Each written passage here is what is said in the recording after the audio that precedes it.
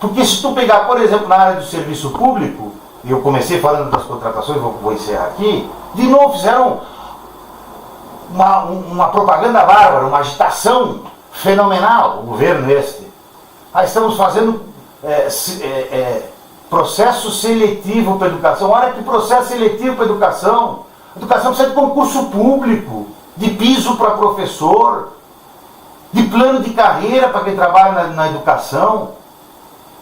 Se nós queremos levar a educação a sério, nós temos que investir em educação, isso custa dinheiro. Tu não vai fazer educação em Santa Vitória fazendo favor eleitoral, contratando os teus amigos para ser monitor, professor, o que seja. Não faz educação assim.